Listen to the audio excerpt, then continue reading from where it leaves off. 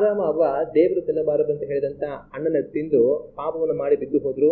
ದೇವರಿಂದ ಶಪಿಸಲ್ಪಟ್ಟು ಅವರು ಏನೇನು ತೋಟದಿಂದ ಹೊರ ಹಾಕಲ್ಪಡುವಂಥದ್ದನ್ನು ನಾವು ಕಾಣ್ತೇವೆ. ಅವರು ಹೊರಬಂದ ನಂತರ ಅವರಿಗೆ ಮಕ್ಕಳಾಗ್ತಾರೆ. ಒಂದು ಕಾಯಿನ ಆಗ್ತಾನೆ ಮತ್ತು ಎರಡನೇವನು ಹೇಬೇಲ್ ಹುಟ್ತಾನೆ. ಕಾಯಿನ ಅವನು ವ್ಯವಸಾಯ ಮಾಡುವವನಾಗ್ತಾನೆ. ಹೇಬೇಲ್ ಬೆಳೀತಾ ಬೆಳೀತಾ ತಾನು ಕುರಿ ಕಾಯುವವನಾಗಿ ಅವನು ಬೆಳೀತಾ ಬರ್ತಾನೆ. ಇದನ್ನೆಲ್ಲ ನಾವು ದೇವರ ವಾಕ್ಯದಲ್ಲಿ ಆದಿಕಾಂಡ 4:1-2 ನಾವು ನೋಡ್ತೇವೆ. ಮುಂದೆ ಏನಾಗುತ್ತೆ ಅನ್ನೋದನ್ನ ನಾವು ಧ್ಯಾನ ಮಾಡಿ ನೋಡೋಣ. ಮುಂದೆ ನಾವು 3ನೇ ಮತ್ತು 4ನೇ ವಾಕ್ಯವನ್ನ ನಾವು ಓದಿ ನೋಡುವಾಗ ಈ ವಾಕ್ಯಗಳಲ್ಲಿ ಈ ರೀತಿಯಾಗಿದೆ. ಕಾಲಾಂತರದಲ್ಲಿ ಕಾಯಿನನು ಹೊಲದ ಬೆಳೆಯಲ್ಲಿ ಕೆಲವನ್ನು ತಂದು ಯೆಹೋವನಿಗೆ ಕಾಣಿಕೆಯಾಗಿ ಸಮರ್ಪಿಸಿದನು. ಹೇಬೇಲನು ಹಾಗೆಯೇ ತನ್ನ ಹಿಂಡಿನಿಂದ ಚೊಚ್ಚಲ ಕುರಿಗಳನ್ನು ಕಾಣಿಕೆಯಾಗಿ ತಂದು ಅವುಗಳ ಕೊಬ್ಬನ್ನು ಹೋಮ ಮಾಡಿದನು. ಈ ವಾಕ್ಯಗಳನ್ನ ನಾವು ಓದಿ ನೋಡುವಾಗ ಏನಾಗುತ್ತೆ, ಹಲವಾರು ವರ್ಷಗಳು ಕಳೆದ ನಂತರ ಒಂದು ಕಾಲಘಟ್ಟದಲ್ಲಿ ಹೇಬೇಲ ಮತ್ತೆ ಈ ಕಾಯಿನ ಇವರಿಬ್ಬರು ಒಂದು ಕೆಲಸ ಮಾಡ್ತಾರೆ. ಏನಂತಂತಂದ್ರೆ, ಈ ಕಾಯಿನ ಬಂದು ನಾನು ವ್ಯವಸಾಯ ಮಾಡುವವನು. ಆ ವ್ಯವಸಾಯ ಮಾಡುವಂಥ ಅದರಲ್ಲಿ ಬಂದಂಥ ಬೆಳೆಯಲ್ಲಿ ಸ್ವಲ್ಪವನ್ನು ತಗೊಂಡು ಬಂದು ದೇವರಿಗೆ ತಾನು ಯಜ್ಞವನ್ನು ಮಾಡ್ತಾನೆ. ಅದೇ ಥರ ಹೇಬೇಲು ತಾನು ಕುರಿ ಕಾಯುವವನು. ಅವನೇನು ಮಾಡ್ತಾನೆ, ಚೊಚ್ಚಲ ಕುರಿಗಳನ್ನು ತಂದು ಅದರಲ್ಲಿ ದೇವರಿಗೆ ಹೋಮವನ್ನು ಮಾಡಿ ದೇವರನ್ನು ಘನಪಡಿಸುವಂಥದ್ದನ್ನು ಈ ಸ್ಥಳದಲ್ಲಿ ನಾವು ಕಾಣ್ತೇವೆ. ಆಗ ಇಲ್ಲಿ ಕಾಯಿನ್ ಮತ್ತು ಹೇಬೇಲ ಇಬ್ಬರು ಒಂದು ಒಳ್ಳೆ ಕೆಲಸವನ್ನು ಮಾಡೋದನ್ನು ನಾವು ನೋಡ್ತೀವಿ. ಅವ್ರು ಮಾಡಿದಂಥ ಒಳ್ಳೆಯ ಕೆಲಸ ಯಾವುದು ಅಂತಂತಂದರೆ, ಅವರು ದೇವರಿಗೆ ಕಾಣಿಕೆಯನ್ನು ತಂದರು. ಕಾಯಿನ ತಾನು ಬೆಳೆದಂಥ ಬೆಳೆಯಲ್ಲಿ ಒಂದು ಪಾಲನ್ನು ತಂದು ದೇವರಿಗೆ ಕಾಣಿಕೆಯಾಗಿ ಅರ್ಪಿಸಿ ದೇವರನ್ನು ಆರಾಧಿಸುವುದನ್ನು ನಾವು ಕಾಣ್ತೇವೆ. ಅದೇ ಥರ ಹೇಬೇಲ ತಾನು ಕುರಿಗಳಿಂದ ಕೆಲ ಕುರಿಗಳನ್ನು ತಂದು ಅವುಗಳ ಹೋಮವನ್ನು ದೇವರಿಗೆ ಯಜ್ಞ ಮಾಡಿ ದೇವರನ್ನು ಮಹಿಮೆ ಪಡಿಸುವುದನ್ನು ನಾವು ಕಾಣ್ತೀವಿ.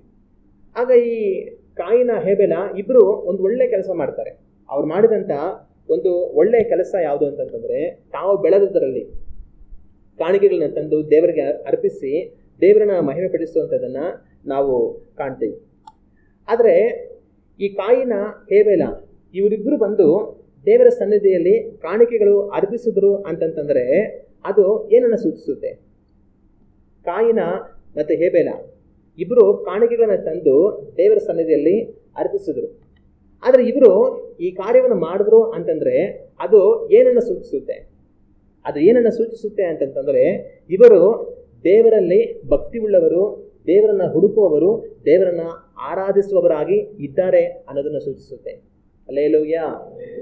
ಇವತ್ತು ನಾನು ನೀವು ಸಭೆಯಾಗಿ ಕೂಡಿ ಬಂದಿದ್ದೀವಿ.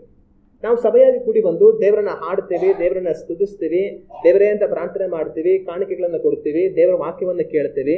ಆದರೆ ಇವುಗಳನ್ನೆಲ್ಲ ನಾವು ಯಾಕೆ ಮಾಡ್ತೀವಿ? ಇದನ್ನೆಲ್ಲ ನಾವು ಯಾಕೆ ಮಾಡ್ತೀವಿ ಅಂತಂದರೆ, ನಾವು ದೇವರಲ್ಲಿ ಭಕ್ತಿ ಉಳ್ಳವರಾಗಿದ್ದೇವೆ, ದೇವರನ್ನ ಹುಡುಕಬೇಕೆನ್ನುವಂಥ ಮನಸ್ಸುಳ್ಳವರಾಗಿದ್ದೇವೆ, ದೇವರನ್ನ ಆರಾಧಿಸಬೇಕೆನ್ನುವಂಥ ಮನಸ್ಸುಳ್ಳವರಾಗಿದ್ದೇವೆ. ಅದಕ್ಕೋಸ್ಕರವಾಗಿಯೇ ನಾವು ಬಂದು ಸಭೆಯಾಗಿ ಕೂಡಿ ಇದನ್ನೆಲ್ಲ ಮಾಡ್ತೇವೆ. ಅದೇ ರೀತಿಯಾಗಿ ಕಾಯಿನನು ಹೇಬೇಲನು ತಾವು ಬಂದು ತಾವು ಬೆಳೆದಂಥ ಬೆಳೆಯಲ್ಲಿ ತಾವು ಬೆಳೆದಂಥ ಆ ಕುರಿಯಲ್ಲಿ ದೇವರಿಗೆ ಅವರು ಕಾಣಿಕೆಯನ್ನು ಅರ್ಪಿಸಿದರು ಅಂತಂತಂದ್ರೆ ಅದರ ಅರ್ಥ ಏನು? ಅದಕ್ಕೆ ಅರ್ಥ ಏನು ಅಂತಂತಂದ್ರೆ, ಅವರು ದೇವರಲ್ಲಿ ಭಕ್ತಿ ಉಳ್ಳವರಾಗಿದ್ದರು, ದೇವರನ್ನ ಹುಡುಕುವಂಥವರಾಗಿದ್ದರು, ದೇವರನ್ನ ಆರಾಧಿಸುವಂಥವர்களಾಗಿ ಅವರಿದ್ದರು. ಹಲ್ಲೆಲೂಯಾ. ಒಂದು ವೇಳೆ ಅವರಿಗೆ ದೇವರಲ್ಲಿ ಭಕ್ತಿ ಇಲ್ಲದಿದ್ದರೆ, ದೇವರನ್ನು ಹುಡುಕಬೇಕನ್ನುವಂಥ ಮನಸ್ಸು ಅವ್ರಿಗೆ ಇಲ್ಲದೆ ಇದ್ದಿದ್ದರೆ, ದೇವರನ್ನು ಆರಾಧಿಸಬೇಕೆನ್ನುವಂಥ ಮನಸ್ಸು ಅವರಿಗೆ ಇಲ್ಲದೆ ಇದ್ದಿದ್ದರೆ ಅವ್ರೇನು ಮಾಡ್ತಾ ಇದ್ರು? ಅವ್ರು ಬಂದು ಈ ಥರ ಕಾಣಿಕೆಯನ್ನು ಅರ್ಪಿಸಿ ದೇವರನ್ನು ಮಹಿಮೆ ಪಡಿಸ್ತಾ ಇದ್ರ? ಅವ್ರು ಅದನ್ನು ಮಾಡ್ತಾ ಇರಲಿಲ್ಲ. ಅವ್ರು ಕಾಣಿಕೆ ಅರ್ಪಿಸೋದಕ್ಕೇನೆ ಬರ್ತಾ ಇರಲಿಲ್ಲ. ಅವ್ರು ಸುಮ್ಮನೆ ಎಲ್ಲೋ ಸುತ್ತಿ ತಿರುಗಾಡ್ಕೊಂಡು ಓಡಾಡ್ಕೊಂಡ್ರು. ಅವರು ಕಾಯಿನ ಹೋಗಿ ತನ್ನ ಹೊಲದಲ್ಲಿ ಬೆಳೆಯನ್ನು ನೋಡಿಕೊಂಡು, ಈ ಕಡೆ ಹೇಬೇಲ ಹೋಗಿ ತನ್ನ ಕುರಿಗಳನ್ನ ನೋಡಿಕೊಂಡು ಎಲ್ಲ ಸುತ್ತಿ ತಿರುಗಾಡ್ಕೊಂಡು ಇರ್ತಾ ಇದ್ರು. ಆದರೆ ಅವರು ದೇವರ ಸನ್ನಿಧಿಗೆ ಕಾಣಿಕೆಗಳನ್ನು ಅರ್ಪಿಸುವುದಕ್ಕೆ ಅಂತ ಬಂದರು. ಅದಕ್ಕೆ ಅರ್ಥ ಏನು? ಅವರು ದೇವರಲ್ಲಿ ಭಕ್ತಿ ಉಳ್ಳವರು, ದೇವರನ್ನ ಹುಡುಕುವಂಥವರು, ದೇವರನ್ನ ಆರಾಧಿಸುವಂಥವರಾಗಿ ಅವರಿದ್ದರು ಅನ್ನೋದನ್ನು ಅದು ಸೂಚಿಸುತ್ತೆ. ಹಲ್ಲೆಲೂಯಾ. ಆದರೆ ಈ ವಾಕ್ಯವನ್ನು ನಾವು ಧ್ಯಾನ ಮಾಡುವಂಥ ಈ ಸಮಯದಲ್ಲಿ ನಿಮ್ಮನ್ನ ನಾನು ಕೇಳುವಂಥ ಒಂದು ಪ್ರಶ್ನೆ, ನೀವು ದೇವರಲ್ಲಿ ಭಕ್ತಿ ಉಳ್ಳವರಾಗಿದ್ದೀರಾ? ನೀವು ದೇವರನ್ನ ಹುಡುಕುವಂಥ ಮನಸ್ಸುಳ್ಳವರಾಗಿದ್ದೀರಾ? ನೀವು ದೇವರನ್ನ ಆರಾಧಿಸಬೇಕು ಎನ್ನುವಂಥ ಹೃದಯ ಉಳ್ಳವರಾಗಿದ್ದೀರಾ? ಒಂದು ಕ್ಷಣ ನಿಮ್ಮನ್ನ ನೀವು ಯೋಚನೆ ಮಾಡ್ಕೊಂಡು ನೋಡಿ. ಒಂದು ವೇಳೆ ನೀವು ದೇವರಲ್ಲಿ ಭಕ್ತಿ ಉಳ್ಳವರಾಗಿದ್ದರೆ, ದೇವರನ್ನ ಹುಡುಕಬೇಕು ಅನ್ನುವಂಥ ಮನಸ್ಸುಳ್ಳವರಾಗಿದ್ದರೆ, ದೇವರನ್ನ ಆರಾಧಿಸಬೇಕೆನ್ನುವಂತ ಮನಸ್ಸುಳ್ಳವರಾಗಿದ್ರೆ ಸಭೆಯಾಗಿ ನೀವು ಕೂಡಿ ಬರ್ತೀರಾ. ಆದರೆ ದೇವರಲ್ಲಿ ಭಕ್ತಿ ಇಲ್ಲದೆ ಹೋದ್ರೆ, ದೇವರನ್ನ ಹುಡುಕಬೇಕೆನ್ನುವಂತ ಮನಸ್ಸಿಲ್ಲದೆ ಹೋದ್ರೆ, ದೇವರನ್ನ ಆರಾಧಿಸಬೇಕೆನ್ನುವಂತ ಮನಸ್ಸಿಲ್ಲದೆ ಹೋದ್ರೆ ಸಭೆಯಾಗಿ ಕೂಡಿ ಬರೋದಿಲ್ಲ. ಇವತ್ತು ಸಹ ಅನೇಕರು ದೇವರನ್ನ ನಂಬಿದ್ದೇವೆಂಬುದಾಗಿ ಹೇಳಿಕೊಂಡು ಸಭೆಯಾಗಿ ಕೂಡಿ ಬರದೇ ಇರುವಂತವರನ್ನ ನಾವು ಕಾಣ್ತೇವೆ. ದೇವರನ್ನ ನಂಬಿದ್ದೇವೆ ಅಂತ ಹೇಳಿಕೊಂಡು ಸಭೆಯಾಗಿ ಕೂಡಿ ಬರದೆ ಸುತ್ತಿ ತಿರುಗಾಡ್ತಾ ಸಮಯವನ್ನ ಕಳೆಯುವಂತ ಜನಗಳನ್ನ ನಾವು ಕಾಣ್ತೇವೆ. ಕಾರಣ ಏನು? ಕಾರಣ ಏನಂತಂದ್ರೆ ಅವರಿಗೆ ದೇವರಲ್ಲಿ ಭಕ್ತಿ ಇಲ್ಲ, ದೇವರನ್ನ ಹುಡುಕಬೇಕನ್ನುವಂತ ಮನಸ್ಸಿಲ್ಲ, ದೇವರನ್ನ ಆರಾಧಿಸಬೇಕನ್ನುವಂತ ಹೃದಯ ಇಲ್ಲ. ಅದರಿಂದನೇ ಅವರು ಸಭೆಯಾಗಿ ಕೂಡಿ ಬರೋದಿಲ್ಲ. ಆದ್ರೆ ಇವತ್ತು ನೀವು ಸಭೆಯಾಗಿ ಕೂಡಿ ಬಂದಿದ್ದೀರಾ. ನೀವು ಸಭೆಯಾಗಿ ಕೂಡಿ ಬಂದಿದ್ದೀರಾ ಅಂದ್ರೆ ಅರ್ಥ ಏನು? ನಿಮಗೆ ದೇವರಲ್ಲಿ ಭಕ್ತಿ ಇದೆ, ದೇವರನ್ನು ಹುಡುಕಬೇಕೆನ್ನುವಂಥ ಮನಸ್ಸಿದೆ, ದೇವರನ್ನು ಆರಾಧಿಸಬೇಕೆನ್ನುವಂಥ ಹೃದಯ ಇದೆ. ಅದಕ್ಕೋಸ್ಕರವಾಗಿಯೇ ನೀವಿವತ್ತು ಸಭೆಯಾಗಿ ಕೂಡಿ ಬಂದಿದ್ದೀರಾ. ಅದಕ್ಕಾಗಿ ದೇವರಿಗೆ ಸ್ತೋತ್ರ, ಹಲ್ಲೆಲೂಯಾ. ಆದರೆ ದೇವರ ವಾಕ್ಯ ಹೇಳುತ್ತದೆ, ಅನೇಕರು ಸಭೆಯಾಗಿ ಕೂಡಿ ಬರುವುದನ್ನು ಬಿಟ್ಟು ಬಿಟ್ಟಿರುವ ಹಾಗೆ ನಾವು ಬಿಟ್ಟು ಬಿಡೋದೇ ಇರೋಣ, ನಾವು ಸಭೆಯಾಗಿ ಯಾವಾಗಲೂ ಕೂಡಿ ಬರೋಣ ಎಂಬುದಾಗಿ ದೇವರ ವಾಕ್ಯ ಹೇಳುತ್ತದೆ. ಇವತ್ತು ನೀವು ಸಭೆಯಾಗಿ ಕೂಡಿ ಬಂದಿದ್ದೀರಾ, ದೇವರಲ್ಲಿ ಭಕ್ತಿ ಉಳ್ಳವರಾಗಿ, ದೇವರನ್ನು ಆರಾಧಿಸಬೇಕೆನ್ನುವಂಥ ಮನಸ್ಸುಳ್ಳವರಾಗಿ, ದೇವರನ್ನು ಹುಡುಕುವವರಾಗಿ. ಆ ಭಕ್ತಿ ಕಡ್ಡೆಯವರೆಗೂ ಸಹ ಇರಲಿ. ಹಲ್ಲೆಲೂಯಾ. ಕಡ್ಡೆಯವರೆಗೂ ಸಹ ಸಭೆಯಾಗಿ ಕೂಡಿ ಬರುವುದನ್ನ ಬಿಟ್ಟು ಬಿಡದೆ ನೀವು ಸಭೆಯಾಗಿ ಕೂಡಿ ಬರುವುದಕ್ಕೆ ನಿಮ್ಮನ್ನ ಒಪ್ಪಿಸಿಕೊಡಿರಿ. ಹಲ್ಲೆಲೂಯಾ. ಕಾಯಿನನು ಹೇಬೇಲನು ಕಾಣಿಕೆಗಳನ್ನು ತಂದು ದೇವರಿಗೆ ಯಜ್ಞವನ್ನು ಮಾಡಿದ್ರು. ಅದೇನನ್ನು ಸೂಚಿಸುತ್ತೆ? ಅದು ಅವರು ದೇವರಲ್ಲಿ ಭಕ್ತಿ ಉಳ್ಳವರು, ದೇವರನ್ನು ಹುಡುಕಬೇಕೆನ್ನುವಂಥ ಮನಸ್ಸುಳ್ಳವರು, ದೇವರನ್ನು ಆರಾಧಿಸಬೇಕೆನ್ನುವಂಥ ಹೃದಯ ಉಳ್ಳವರು ಎನ್ನುವುದನ್ನು ಸೂಚಿಸುತ್ತೆ. ಹಲ್ಲೆಲೂಯಾ. ಮತ್ತೆ ಇನ್ನೊಂದು ವಿಷಯ ನಾವಿಲ್ಲಿ ಗಮನಿಸಬೇಕಾಗಿರುವಂಥದ್ದು ಏನು ಅಂತಂದ್ರೆ, ಕಾಯಿನನು ಹೇಬೇಲನು ಅವರು ಬಂದು ದೇವರಿಗೆ ಕಾಣಿಕೆಗಳನ್ನ ಸಲ್ಲಿಸ್ತಾರೆ. ಆದರೆ ಅವರು ಬಂದು ದೇವರಿಗೆ ಕಾಣಿಕೆಗಳನ್ನು ಸಲ್ಲಿಸಿದ್ರು, ಆದರೆ ಅವರಿಗೆ ಈ ರೀತಿ ನಾವು ದೇವರಿಗೆ ಕಾಣಿಕೆಗಳನ್ನು ಸಲ್ಲಿಸಬೇಕು ಅನ್ನೋದನ್ನ ಕಲಿಸ್ಕೊಟ್ಟವರು ಯಾರು? ಕಾಯಿನು ಹೇಬೇಲು. ಅವರು ಬಂದು ದೇವರಿಗೆ ಕಾಣಿಕೆಗಳನ್ನು ಅರ್ಪಿಸಿ ದೇವರನ್ನ ಮಹಿಮೆ ಪಡಿಸಿದ್ರು. ಆದರೆ ಈ ಕಾಯಿನನಿಗೂ ಈ ಹೇಬೇಲನಿಗೂ ದೇವರ ಸನ್ನಿಧಿಗೆ ಬಂದು ಈ ರೀತಿ ಕಾಣಿಕೆಗಳನ್ನು ಅರ್ಪಿಸಿ ದೇವರನ್ನ ಮಹಿಮೆ ಪಡಿಸಬೇಕೆನ್ನೋದನ್ನ ಕಲಿಸಿಕೊಟ್ಟವರು ಯಾರು? ಯಾರು? ಆದಾಮ್, ಅವ್ವ.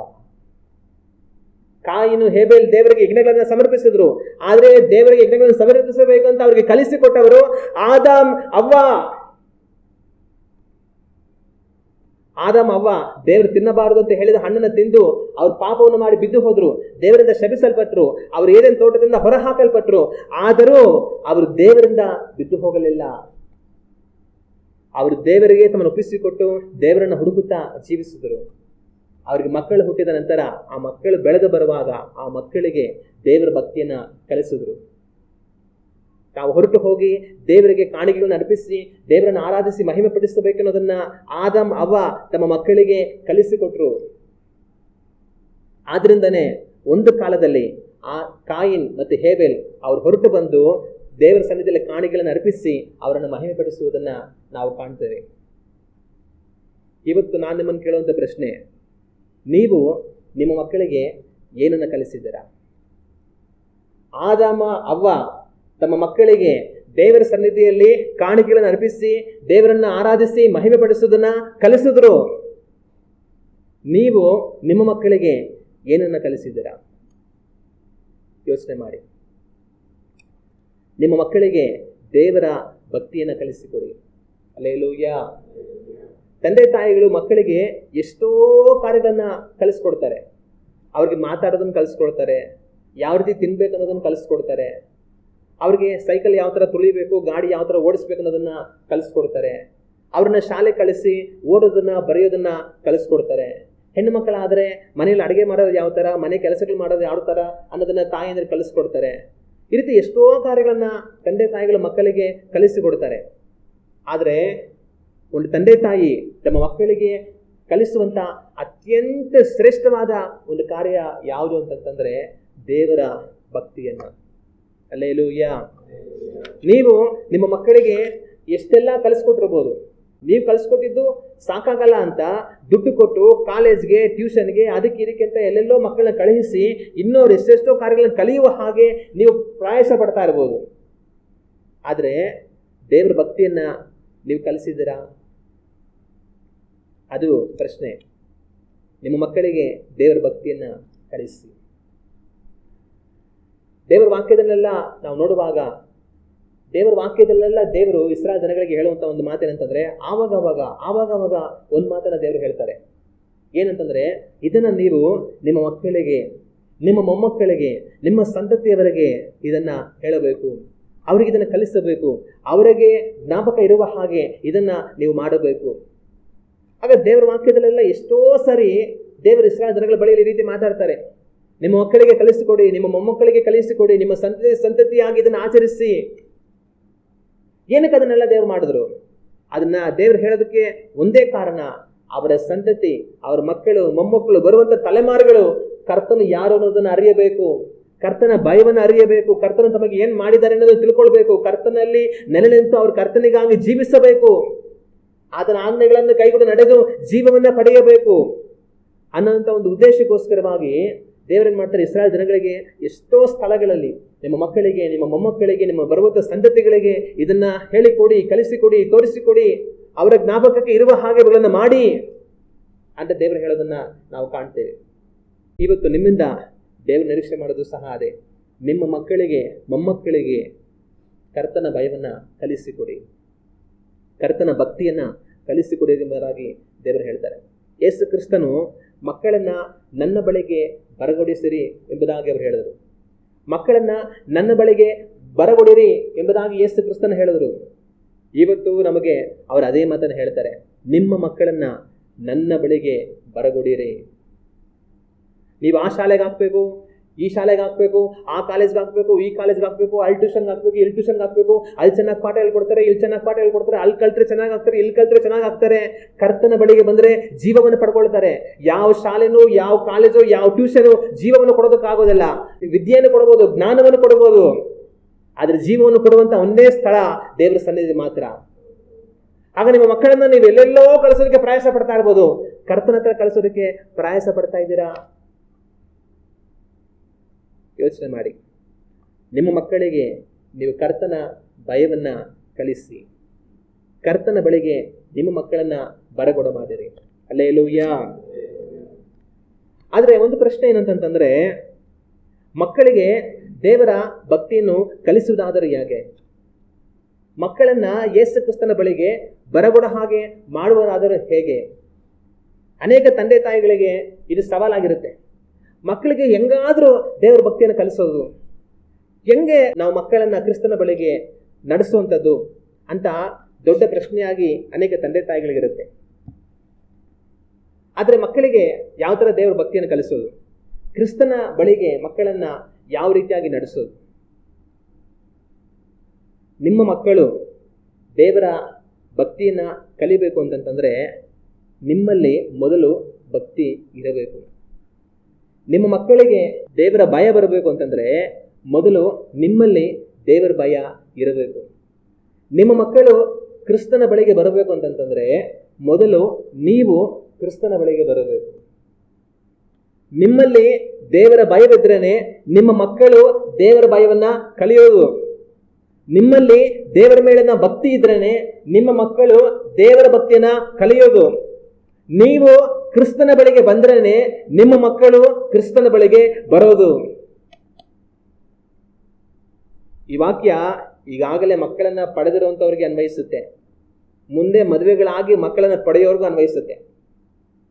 ಅದರಿಂದ ಮಕ್ಕಳಿರುವಂಥವ್ರು ಗಮನವಾಗಿ ಕೇಳಿ, ಮಕ್ಕಳು ಮುಂದಕ್ಕೆ ಪಡೆಯುವಂಥವ್ರು ಇನ್ನೂ ಗಮನವಾಗಿ ಕೇಳಿ. ಯಾಕಂದ್ರೆ ನೀವು ಮರ್ತೋಗ್ಬಾರ್ದು ಮುಂದಕ್ಕೆ. ನಾಳೆ ನೀವು ಮದುವೆ ಆಗಿ ಮಕ್ಕಳಾದ್ಮೇಲೆ ಅವ್ರನ್ನ ಯಾವ ಥರ ನಡೆಸ್ಬೇಕು ಅನ್ನೋದು ನಮ್ಗೆ ಜ್ಞಾಪಕ ಇರಬೇಕು. ಆಗ ತಂದೆ ತಾಯಿಗಳು ದೇವರಲ್ಲಿ ಭಯದಿಂದ ಇರುವಾಗ, ಭಕ್ತಿಯಿಂದ ಇರುವಾಗ, ಕರ್ತನ ಬಳಿಗೆ ಬರುವಾಗ ಮಕ್ಕಳು ದೇವರಲ್ಲಿ ಭಕ್ತಿ ಉಳ್ಳವರಾಗಿ, ಭಯ ಉಳ್ಳವರಾಗಿ ಕರ್ತನ ಬಳಿಗೆ ಬರೋದಕ್ಕೆ ಅವಕಾಶ ಇರುತ್ತೆ. ನೀವು ಏನನ್ನ ಬಿತ್ತುತ್ತೀರೋ ಅದನ್ನ ನಿಮ್ಮ ಮಕ್ಕಳ ಜೀವಿತದಲ್ಲಿ ಕೊಯ್ತೀರಾ. ನೀವು ಏನನ್ನು ಮಾಡ್ತೀರೋ ನಿಮ್ಮ ಮಕ್ಕಳು ಅದನ್ನೇ ಮಾಡ್ತಾರೆ. ಅದರಿಂದ ನೀವು ಏನನ್ನ ಬಿತ್ತುತ್ತೀರಾ, ನೀವು ಏನನ್ನ ಮಾಡ್ತೀರಾ ಅನ್ನೋದ್ರ ಬಗ್ಗೆ ತುಂಬಾ ಗಮನವಾಗಿರಿ. ನೀವು ತಪ್ಪಾದದನ್ನ ಬಿತ್ತಿದ್ರೆ ತಪ್ಪಾದದನ್ನ ನಿಮ್ಮ ಮಕ್ಕಳ ಜೀವಿತದಲ್ಲಿ ಕೊಯ್ತೀರಾ. ನೀವು ಸರಿಯಾಗಿರೋದನ್ನು ಬಿತ್ತಿದ್ರೆ ನಿಮ್ಮ ಮಕ್ಕಳ ಜೀವಿತದಲ್ಲಿ ಸರಿಯಾಗಿರೋದನ್ನೇ ನೀವು ಕೊಯ್ತೀರಾ. ಅದರಿಂದ ತಂದೆ ತಾಯಿಗಳಾಗಿ ತುಂಬ ಗಮನವಾಗಿರ್ಬೇಕಾದ್ದು ಬಹಳ ಮುಖ್ಯ. ನಾವು ವಾಸ ಮಾಡ್ತಾ ಇರುವಂಥ ಈ ಕಾಲಘಟ್ಟಗಳಲ್ಲಿ ಏನಾಗಿದೆ ಅಂತಂದರೆ, ಈ ಮೊಬೈಲ್ ಬಳಕೆ ಸಹಜವಾಗಿ ತುಂಬ ಜಾಸ್ತಿ ಇದೆ. ಇಂಟರ್ನೆಟ್ಟು ಕೂಡ ಒಂದು ಸ್ವಲ್ಪ ದುಡ್ಡು ಹಾಕ್ಬಿಟ್ರೆ ಇಂಟರ್ನೆಟ್ಟಿಗೆ ಎಷ್ಟೊಂದು ಕೊಟ್ಬಿಡ್ತಾರೆ. ಇವಾಗ ಏನಾಗಿದೆ, ಮೊಬೈಲ್ ಬಳಕೆ ತುಂಬ ಜಾಸ್ತಿ ಆಗಿದೆ. ಒಂದು ಮನೆಯಲ್ಲಿ 4 ಜನ ದೊಡ್ಡವರು ಇರ್ತಾರೆ ಅಂದರೆ, ತಂದೆ ಇರ್ತಾರೆ, ತಾಯಿ ಇರ್ತಾರೆ, ಅಜ್ಜಿ ಇರ್ತಾರೆ, ತಾತ ಇರ್ತಾರೆ, ಒಂದು ಮೊಮ್ಮಗು ಇರುತ್ತೆ. ಈ ಥರ ಒಂದು ಕುಟುಂಬ ಇದೆ ಅಂತಂದರೆ, ಅವ್ರ ತಂದೆ ಹತ್ರನೂ ಒಂದು ಮೊಬೈಲ್ ಇರುತ್ತೆ, ಅವ್ರ ತಾಯಿ ಹತ್ರನೂ ಒಂದು ಮೊಬೈಲ್ ಇರುತ್ತೆ, ಅವರ ತಾತನ ಹತ್ರನೂ ಒಂದು ಮೊಬೈಲ್ ಇರುತ್ತೆ, ಅವ್ರ ಅಜ್ಜಿ ಹತ್ರನೂ ಒಂದು ಮೊಬೈಲ್ ಇರುತ್ತೆ. ಈಗ ಮಗು ಏನು ಮಾಡುತ್ತೆ, ಅವ್ರ ಅಪ್ಪ ಹತ್ರ ಹೋಗುತ್ತೆ, ಅಪ್ಪ ಅಂತ ಅಂದ್ಕೊಂಡು. ಅವರಪ್ಪ ಮೊಬೈಲ್ ನೋಡ್ಕೊಂಡು ಏನೋ ಬಿಸಿ, ಹೋಗು ನೀವು ಅಮ್ಮ ಹತ್ರ ಹೋಗು, ನೀವು ಅಮ್ಮ ಹತ್ರ ಹೋಗು ಅಂತ ಅಪ್ಪ ಏನು ಮಾಡುತ್ತೆ, ಮಗುನ ಅಮ್ಮ ಹತ್ರ ಕಳಿಸ್ಬಿಡುತ್ತೆ. ಈ ಮಗು ಏನು ಮಾಡುತ್ತೆ, ಅಮ್ಮ ಹತ್ರ ಹೋಗುತ್ತೆ, ಅಮ್ಮ ಅಂತ ಅನ್ಕೊಂಡು. ಅವರಮ್ಮ ಕೂಡ ಮೊಬೈಲಲ್ಲಿ ಬಿಸಿ, ಹೋಗಮ್ಮ ಹೋಗು ಹೋಗು ಆ ಕಡೆ ಹೋಗು, ನಿಮ್ಮ ಅಜ್ಜಿ ಹತ್ರ ಹೋಗು, ನನಗೆ ಇಲ್ಲಿನ ಮೊಬೈಲ್ ನೋಡ್ಬೇಕಂತ ಅಜ್ಜಿ ಹತ್ರ ಕಳಿಸ್ಬಿಡುತ್ತೆ. ಈ ಮಗು ಏನಾಗುತ್ತೆ, ಅಜ್ಜಿ ಹತ್ರ ಹೋಗುತ್ತೆ, ಅಜ್ಜಿ ಆಟ ಆಡೋಣ ಬಾ ಅಂತ ಅನ್ಕೊಂಡು. ಅಜ್ಜಿ ಏನು ಮಾಡುತ್ತೆ, ಅಜ್ಜಿ ಕೂಡ ಮೊಬೈಲಲ್ಲಿ ಬಿಸಿ. ಅಜ್ಜಿ ಏನು ಮಾಡುತ್ತೆ, ಹೋಗವ ನಿಮ್ಮ ತಾತನ ಹತ್ರ ಹೋಗು, ನಾನೇನೋ ಮೊಬೈಲ್ ನೋಡ್ತಾ ಇದ್ದೀನಿ. ಈ ಮಗು ಏನು ಮಾಡುತ್ತೆ, ತಾತನ ಹತ್ರ ಹೋಗು, ತಾತ ಅಂತ ಅನ್ಕೊಂಡು. ತಾತ ಏನು ಮಾಡ್ತಾರೆ, ಹೋಗವ ನೀವು ಅಪ್ಪ ಹತ್ರ ಹೋಗು, ನಾನು ಮೊಬೈಲಲ್ಲಿ ಎಲ್ಲ ನೋಡ್ತಾ ಇದ್ದೀನಿ. ಆಗ ದೊಡ್ಡವರೆಲ್ಲ ಮೊಬೈಲಲ್ಲಿ ಬಿಸಿ, ಮಗು ಮಾತ್ರನೇ ಯಾರೂ ಇಲ್ಲ. ಈಗ ಮಗು ಏನು ಮಾಡುತ್ತೆ, ಎಲ್ಲೋದ್ರು ಕೂಡ ಅಂದರೆ ಎಲ್ಲ ಮೊಬೈಲಲ್ಲಿ ನೋಡ್ಕೊಂಡು ಅವ್ರು ಸಮಯ ಕಳೀತಾ ಇರೋದ್ರಿಂದ ಈ ಮಗು ಏನು ಮಾಡುತ್ತೆ, ಇವರೆಲ್ಲ ಮೊಬೈಲಲ್ಲಿ ಅದೇನಾದರೂ ನೋಡ್ತಾ ಇರ್ತಾರ, ಸರಿ ನಾನು ಹೋಗಿ ಜೊತೆ ಕೂತ್ಕೊಂಡು ನೋಡ್ಬಿಡ್ತೀನಿ ಅಂತ ಅಂದ್ಬಿಟ್ಟು ಅವ್ರ ಅಪ್ಪ ಹತ್ರ ಹೋಗಿ, ಅಪ್ಪ ಏನು ನೋಡ್ತಾ ಇದ್ದೆ, ನಂಗೆ ಸ್ವಲ್ಪ ತೋರಿಸೋ, ಸ್ವಲ್ಪ ಹಿಂಗೆ ತಿರ್ಸು ಮೊಬೈಲು ಅಂತಂತ ಅಂದ್ಕೊಂಡು ಆ ಮಗು ನೋಡ್ತಾ ಇರುತ್ತೆ. ಆಮೇಲೆ ಅವ್ರ ಅಪ್ಪನಿಗೆ ಏನಾದ್ರು ಕೆಲಸ ಬಂತು ಅಂತಂದರೆ ಅವ್ರ ಅಮ್ಮ ಹತ್ರ ಹೋಗುತ್ತೆ, ಅಮ್ಮ ಏನು ನೋಡ್ತಾ ಇದ್ದೀನಿ ನೀನು, ಇಲ್ಲಿ ನಂಗೆ ಸ್ವಲ್ಪ ತೋರಿಸು ಅಂತ ಅವ್ರ ಅಮ್ಮನ ಜೊತೆ ಸೇರ್ಕೊಂಡು ಅವ್ರ ಅಮ್ಮನ ಜೊತೆ ಸ್ವಲ್ಪ ಮೊಬೈಲ್ ನೋಡ್ತಾ ಇರುತ್ತೆ. ಹಿಂಗೆ ಅವ್ರ ಅಜ್ಜಿ ಜೊತೆ ಸ್ವಲ್ಪ ನೋಡ್ತಾ ಇರುತ್ತೆ, ಅವ್ರ ತಾತನ ಜೊತೆ ನೋಡ್ತಾ ಇರುತ್ತೆ. ನೋಡಿ ನೋಡಿ ನೋಡಿ ನೋಡಿ ಏನಾಗುತ್ತೆ, ಆ ಮಗು ಕೂಡ ಮೊಬೈಲ್ ನೋಡೋದನ್ನ ರೂಢಿ ಮಾಡ್ಕೊಂಡ್ಬಿಡುತ್ತೆ. ಇದಕ್ಕೆ ಮುಂಚೆ ಆಟ ಆಡೋಣ ಬನ್ನಿ, ಆಟ ಆಡೋಣ ಬನ್ನಿ ಅಂತ ಕರಿತಾ ಇದ್ದ ಮಗು ಈಗ ಮೊಬೈಲ್ ಕೊಡಿ ಅಂತ ಇರುತ್ತೆ. ಅಪ್ಪನ ಹತ್ರ ಮೊಬೈಲ್ ಇಸ್ಕೊಂಡು ಸ್ವಲ್ಪ ನೋಡುತ್ತೆ, ಆಮೇಲೆ ಅಪ್ಪ ಕಿತ್ಕೊಂಡ್ಬಿಡ್ತಾರೆ, ಆಮೇಲೆ ಅಮ್ಮನ ಹತ್ರ ಇಸ್ಕೊಳುತ್ತೆ, ಅಮ್ಮನ ಮೊಬೈಲ್ ಸ್ವಲ್ಪ ನೋಡ್ತಾ ಇರುತ್ತೆ, ಅಮ್ಮ ಕಿತ್ಕೊಂಡ್ಬಿಡ್ತಾರೆ, ಆಮೇಲೆ ತಾತನ ಮೊಬೈಲ್ ಇಸ್ಕೊಂಡು ಸ್ವಲ್ಪ ನೋಡ್ತಾ ಇರುತ್ತೆ, ತಾತನ ಕಿತ್ಕೊಂಡ್ಬಿಡ್ತಾರೆ, ಆಮೇಲೆ ಅಜ್ಜಿ ಹತ್ರ ಮೊಬೈಲ್ ಇಸ್ಕೊಂಡು ಸ್ವಲ್ಪ ನೋಡ್ತಾ ಇರುತ್ತೆ, ಆಮೇಲೆ ಅಜ್ಜಿ ಕಿತ್ಕೊಂಡ್ಬಿಡ್ತಾರೆ. ಹಿಂಗೆ ಅವ್ರು ಸ್ವಲ್ಪ ಇಸ್ಕೊಂಡು ಮೊಬೈಲ್ನ ನೋಡ್ಕೊಂಡಿರ್ತಾರೆ. ಇಲ್ಲ ಮನೆ ಯಾರಾದ್ರೂ ಬಂದರೆ ಮನೆಗೆ ಬರೋರ ಹತ್ರ ಅವ್ರು ಮಾತಾಡ್ತಾರೆ, ಸ್ವಲ್ಪ ಮೊಬೈಲ್ ಕೊಡಿ ಅಂಕಲ್, ಅದು ಇಸ್ಕೊಂಡ್ಬಿಟ್ಟು ಅವ್ರ ಮೊಬೈಲ್ ನೋಡ್ತಾ ಇರ್ತಾರೆ. ಅವಾಗ ಈ ಥರ ಕೊನೆಗೆ ಈ ದೊಡ್ಡವ್ರು ಏನು ಹೇಳೋದು, ನೋಡು ಎಷ್ಟು ಮೊಬೈಲ್ ನೋಡ್ತಾನೆ ಇರ್ತಾನೆ, ಮೊಬೈಲ್ ಇಲ್ಲ ಅಂದರೆ ಇರೋದೇ ಇಲ್ಲ. ಆದರೆ ಆ ಮಗುನ ಮೊಬೈಲ್ ನೋಡೋ ಹಾಗೆ ಮಾಡಿದ್ಯಾರು, ಇವರೇನೆ.